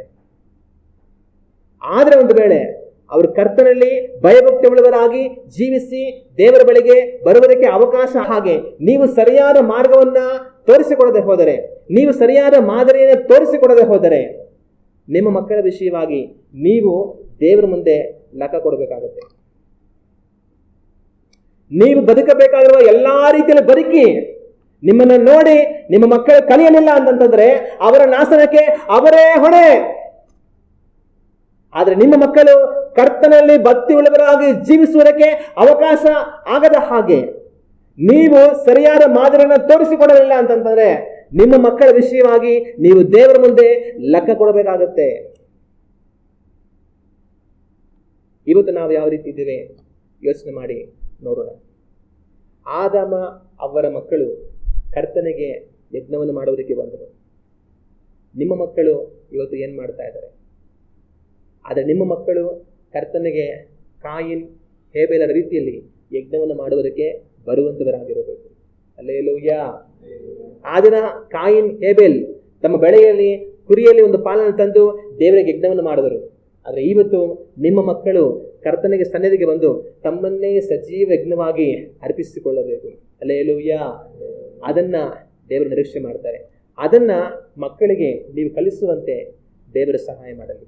ನಾವೆಲ್ಲ ಎದ್ದು ಕಣ್ಣುಗಳನ್ನು ಮುಚ್ಚಿ ದೇವರನ್ನು ನೋಡಿ ಪ್ರಾರ್ಥನೆ ಮಾಡೋಣ. ಕಾಯಿನ್, ಹೇಬೇಲ್ ದೇವರಿಗೆ ಯಜ್ಞ ಮಾಡುವುದಕ್ಕಾಗಿ ಬಂದರು. ನಾನು ನೀವು ದೇವರಿಗೆ ಯಜ್ಞ ಮಾಡುವುದಕ್ಕಾಗಿ ದೇವರ ಸನ್ನಿಧಿಗೆ ಬರುವಂಥವರಾಗಿದ್ದೇವಾ? ನಮ್ಮನ್ನು ನಾವು ಯೋಚನೆ ಮಾಡೋಣ. ಅವರು ದೇವರ ಸನ್ನಿಧಿಗೆ ಯಜ್ಞ ಮಾಡುವುದಕ್ಕಾಗಿ ಬಂದರು ಅಂದರೆ ಅರ್ಥ ಅವರು ದೇವರಲ್ಲಿ ಭಕ್ತಿ ಉಳ್ಳವರಾಗಿ, ದೇವರನ್ನು ಹುಡುಕುವವರಾಗಿ, ದೇವರನ್ನು ಆರಾಧಿಸುವವರಾಗಿದ್ದರು. ನಾನು ನೀವು ದೇವರಲ್ಲಿ ಭಕ್ತಿ ಉಳ್ಳವರಾಗಿ, ದೇವರನ್ನು ಹುಡುಕುವಂಥ ಮನಸ್ಸುಳ್ಳವರಾಗಿ, ದೇವರನ್ನು ಆರಾಧಿಸಬೇಕೆನ್ನುವಂಥ ಹೃದಯ ಉಳ್ಳವರಾಗಿದ್ದರೆ ದೇವರ ಸನ್ನಿಧಿಗೆ ನಾವು ಬರುತ್ತೇವೆ. ಆದರೆ ಇಂದು ನಾವು ದೇವರ ಸನ್ನಿಧಿಗೆ ಸಭೆಯಾಗಿ ಕೂಡಿ ಬರುತ್ತಾ ಇಲ್ಲ ಅಂದರೆ ನಮ್ಮಲ್ಲಿ ದೇವರ ಭಕ್ತಿ ಇಲ್ಲ, ದೇವರನ್ನು ಹುಡುಕಬೇಕೆನ್ನುವಂಥ ಮನಸ್ಸು ಇಲ್ಲ, ದೇವರನ್ನು ಆರಾಧಿಸಬೇಕೆನ್ನುವಂಥ ಹೃದಯವೂ ಇಲ್ಲ. ಆದರೆ ನಾವು ದೇವರಲ್ಲಿ ಭಕ್ತಿ ಉಳ್ಳವರಾಗಿ, ದೇವರನ್ನು ಹುಡುಕುವವರಾಗಿ, ದೇವರನ್ನು ಆರಾಧಿಸಬೇಕೆನ್ನುವುದಕ್ಕಾಗಿ ಆಸಕ್ತಿಯಿಂದ ನಾವು ಆತುರದಿಂದ ಸಭೆಯಾಗಿ ಕೂಡಿ ಬರುವುದಕ್ಕೆ ನಮ್ಮನ್ನು ನಾವು ಒಪ್ಪಿಸಿಕೊಡೋಣ. ಮತ್ತೊಂದು, ಕಾಯಿನ್ ಹೇಬೇಲರು ಕರ್ತನ ಸನ್ನಿಧಿಗೆ ಬಂದು ಯಜ್ಞವನ್ನು ಅರ್ಪಿಸುವ ಹಾಗೆ ಆದಮ್ ಅವರು ಅವರ ಮಕ್ಕಳಿಗೆ ಕಲಿಸಿಕೊಟ್ಟರು. ಅವರು ಪಾಪವನ್ನು ಮಾಡಿ ಬಿದ್ದು ಹೋಗಿ ಏದೇನ್ ತೋಟದಿಂದ ಹೊರಗೆಡಲ್ಪಟ್ಟರೂ ಸಹ ತಮ್ಮ ಮಕ್ಕಳಿಗೆ ಕರ್ತನ ಭಕ್ತಿಯನ್ನು ಕಲಿಸಿದರು. ಇವತ್ತು ನಿಮ್ಮ ಮಕ್ಕಳಿಗೆ ನೀವು ಏನನ್ನ ಕಲಿಸುತ್ತಾ ಇದ್ದೀರಾ? ಯೋಚನೆ ಮಾಡಿ. ಆದಮ್ ಅವರ ಮಕ್ಕಳು ದೇವರಿಗೆ ಯಜ್ಞವನ್ನು ಮಾಡುವುದಕ್ಕಾಗಿ ಬಂದರು. ನಿಮ್ಮ ಮಕ್ಕಳು ಏನನ್ನ ಮಾಡುತ್ತಾ ಇದ್ದಾರೆ? ಕರ್ತನಿಗೆ ಯಜ್ಞವನ್ನು ಅರ್ಪಿಸುವುದಕ್ಕಾಗಿ ಅವರು ಸಹ ಬರಲಿ. ಕರ್ತನಲ್ಲಿ ಭಯಭಕ್ತಿಯುಳ್ಳವರಾಗಿ ಜೀವಿಸಲಿ, ಕರ್ತನನ್ನು ಸೇವಿಸಲಿ, ಆತನನ್ನು ಹುಡುಕಲಿ. ಆತರ ಅವರಿಗೆ ಕಲಿಸಿಕೊಡುವ ಹಾಗೆ ದೇವರು ನಿಮಗೆ ಸಹಾಯವನ್ನು ಮಾಡಲಿ. ಆದರೆ ಅದನ್ನು ಅವರು ಕಲಿಯಬೇಕಾದರೆ ಮೊದಲಾಗಿ ತಂದೆ ತಾಯಿ ಅದನ್ನು ಮಾಡಬೇಕು. ತಂದೆ ತಾಯಿ ಮಕ್ಕಳಿಗೆ ಮಾದರಿಯಾಗಿ ಜೀವಿಸಬೇಕು. ನೀವು ಯಾವ ರೀತಿಯಾಗಿ ಜೀವಿಸುತ್ತಾ ಇದ್ದೀರಿ ಯೋಚನೆ ಮಾಡಿ. ಒಂದು ವೇಳೆ ನಿಮ್ಮಲ್ಲಿ ಕೊರತೆಗಳಿದ್ದರೆ ದೇವರಿಗೆ ಒಪ್ಪಿಸಿಕೊಟ್ಟು ಮನೆ ತೆಗೆಯಿರಿ. ಕರ್ತನೇ, ನಾನು ನನ್ನ ಮಕ್ಕಳಿಗೆ ಒಳ್ಳೆಯ ಮಾದರಿ ಆಗಲಿಲ್ಲ. ನನ್ನ ನಡೆಯಲ್ಲಿ, ನುಡಿಯಲ್ಲಿ, ನನ್ನ ಕಾರ್ಯಗಳಲ್ಲಿ, ನಡವಳಿಕೆಗಳಲ್ಲಿ, ನನ್ನ ಭಕ್ತಿಯಲ್ಲಿ, ಪ್ರಾರ್ಥನೆಯಲ್ಲಿ, ನಿಮ್ಮ ವಾಕ್ಯ ಧ್ಯಾನದಲ್ಲಿ, ಪರಿಶುದ್ಧತೆಯಲ್ಲಿ, ಕರ್ತನ ಮೇಲಿನ ಭಯದಲ್ಲಿ, ನೀತಿಯಲ್ಲಿ ನಾನು ಮಕ್ಕಳಿಗೆ ಒಳ್ಳೆಯ ಮಾದರಿ ಆಗಲಿಲ್ಲ. ಕರ್ತನೇ, ನನ್ನ ಕ್ಷಮಿಸು, ಮನ್ನಿಸು, ಇನ್ನು ನನ್ನನ್ನು ಸರಿಪಡಿಸಿಕೊಳ್ಳುತ್ತೇನೆ ಎಂಬುದಾಗಿ ನಾವು ಮೊದಲಾಗಿ ಎಲ್ಲಾ ರೀತಿಯಲ್ಲಿ ಒಳ್ಳೆಯ ಮಾದರಿಯಾಗಿ ಬದಲಾಗುವುದಕ್ಕಾಗಿ ನಮ್ಮನ್ನು ಒಪ್ಪಿಸಿಕೊಡೋಣ. ನಾವು ಲೋಕದ ಪಾಲಿಗೆ ಸಾಯೋಣ, ನಮ್ಮ ಮಕ್ಕಳು ಲೋಕದ ಪಾಲಿಗೆ ಸಾಯುತ್ತಾರೆ. ಆದರೆ ನಾವು ಲೋಕವನ್ನು ಹಿಡಿದರೆ ಮಕ್ಕಳು ಲೋಕವನ್ನು ಹಿಡಿಯುತ್ತಾರೆ. ನೀವೇನನ್ನು ಬಿತ್ತುತ್ತೀರೋ ಅದನ್ನೇ ಕೊಯ್ಯುವಿರಿ. ಆದರೆ ಒಂದು ವೇಳೆ ನಾವೆಲ್ಲಾ ರೀತಿ ದೇವರಿಗೆ ಒಪ್ಪಿಸಿಕೊಟ್ಟು ಒಳ್ಳೆಯ ಮಾದರಿಯಾಗಿ ಬದುಕುತ್ತಾ ಇದ್ದರೂ ಅವರು ದಾರಿ ತಪ್ಪಿ ಕರ್ತನ ಬಳಿಗೆ ಬರದೇ ಇದ್ದಾರೆ ಎಂದರೆ ಅವರಿಗೋಸ್ಕರವಾಗಿ ಪ್ರಾರ್ಥಿಸಿ. ಕರ್ತನೇ ಅವರನ್ನು ಸಂಧಿಸಿ ರಕ್ಷಿಸುವುದಾಗಿ ಪ್ರಾರ್ಥಿಸಿ. ಕರ್ತನ ಅವರನ್ನು ಸಂಧಿಸಿ ರಕ್ಷಣೆ ಕಡೆಗೆ ಅವರನ್ನು ತಿರುಗಿಸುವರು. ಆದರೆ ಕರ್ತನ ಎಷ್ಟೇ ಅವಕಾಶಗಳನ್ನು ಕೊಟ್ಟರೂ ಅವರು ಮನೆ ತಿರುಗದೆ ಹೋದರೆ ಅವರ ನಾಶನಕ್ಕೆ ಅವರೇ ಹೊಣೆಯಾಗಿರುತ್ತಾರೆ. ಆದರೆ ಅವರಿಗೆ ಉತ್ತಮವಾದ ಕರ್ತನ ಮಾದರಿಯಾಗಿ ನೀವು ಬದಲಾಗದೆ ಹೋದರೆ ಅವರ ವಿಷಯದಲ್ಲಿ ನೀವು ಕರ್ತನಿಗೆ ಲೆಕ್ಕವನ್ನು ಕೊಡಬೇಕಾಗುತ್ತದೆ. ನಮ್ಮನ್ನು ನಾವೇ ವಿಚಾರಿಸಿಕೊಂಡು ನೋಡೋಣ. ನಾವು ಪ್ರಾರ್ಥಿಸೋಣ. ನಮ್ಮನ್ನು ಬಹಳವಾಗಿ ಪ್ರೀತಿಸುವ ತಂದೆಯೇ, ನಮ್ಮ ಕರ್ತನಾದ ಯೇಸು ಕ್ರಿಸ್ತನ ನಾಮದಲ್ಲಿ ಈ ಒಂದು ಮಧ್ಯಾಹ್ನದಲ್ಲಿ ನಿಮ್ಮನ್ನು ನೋಡಿ ಪ್ರಾರ್ಥಿಸುತ್ತೇವೆ. ಕಾಯಿನ್ ಹೇಬೇಲರು ನಿಮ್ಮ ಸನ್ನಿಧಿಗೆ ತಂದೆಯೇ ಯಜ್ಞವನ್ನು ಮಾಡುವುದಕ್ಕಾಗಿ ಬಂದರು. ತಂದೆಯೇ, ಒಂದು ಮನುಷ್ಯ ಮಾಡಬಹುದಾದ ಅತಿ ಶ್ರೇಷ್ಠವಾದ ಕಾರ್ಯ ತನ್ನನ್ನು ಉಂಟು ಮಾಡಿರುವ ಕರ್ತನ ಬಳಿಗೆ ಬರುವಂಥದ್ದು. ತಂದೆಯ ಆ ಕಾರ್ಯವನ್ನು ಕಾಯಿನ್ ಹೇಬೇಲರು ಮಾಡಿದರು. ಅದಕ್ಕಾಗಿ ತಂದೆಗೆ ಸ್ತೋತ್ರ. ತಂದೆ, ಅದರಂತೆ ನಾವು ಸಹ ನಿಮ್ಮ ಸನ್ನಿಧಿಗೆ ಬರುವಂಥವರಾಗಿರಬೇಕು. ನಮ್ಮನ್ನು ಉಂಟು ಮಾಡಿರುವ ಆತನ ಸನ್ನಿಧಿಗೆ ನಾವು ಬರುವಂಥವರುಗಳಾಗಿರಬೇಕು. ಅದರಲ್ಲಿ ನಾವು ಗಮನವಾಗಿರುವಂತೆ ಸಹಾಯವನ್ನು ಮಾಡಿರಿ. ಕಾಯಿನ್ ಹೇಬೇಲರು ಕರ್ತನಿಗೆ ಯಜ್ಞವನ್ನು ಅರ್ಪಿಸುವ ಹಾಗೆ ಆದಮ್ ಅವರು ತಮ್ಮ ಮಕ್ಕಳಿಗೆ ಭಕ್ತಿಯನ್ನು ಕಲಿಸಿದರು. ನಾವು ಸಹ ನಮ್ಮ ಮಕ್ಕಳಿಗೆ ತಂದೆಯೇ ನಿಮ್ಮ ಭಕ್ತಿಯನ್ನು ಕಲಿಸುವಂತೆ ನಮಗೆ ಸಹಾಯವನ್ನು ಮಾಡಿರಿ ಎಂದು ಪ್ರಾರ್ಥಿಸುತ್ತೇವೆ. ತಂದೆಯೇ, ನಾವು ಮಕ್ಕಳಿಗೆ ಎಷ್ಟೆಷ್ಟೋ ಕಾರ್ಯಗಳನ್ನು ಕಲಿಸುವುದಕ್ಕಾಗಿ ಪ್ರಯಾಸ ಪಡುತ್ತಿರಬಹುದು. ಆದರೆ ಕರ್ತನ ಭಕ್ತಿಯನ್ನು ಕಲಿಸುತ್ತಾ ಇದ್ದೇವಾ? ಜೀವವನ್ನು ಕೊಡುವಂತ ಕರ್ತನ ಭಯವನ್ನು ಕಲಿಸುತ್ತಾ ಇದ್ದೇವಾ? ತಂದೆಯೇ, ನಾವು ತಪ್ಪಿ ಹೋಗಿದರೆ ನಮ್ಮನ್ನು ಕ್ಷಮಿಸಿರಿ, ನಮ್ಮನ್ನು ಮನ್ನಿಸಿರಿ. ಕರ್ತನ ಭಕ್ತಿಯನ್ನು ಭಯವನ್ನು ಕಲಿಸುವುದನ್ನು ನಮಗೆ ತಂದೆಯೇ ಕಲಿಸಿಕೊಡಿರಿ.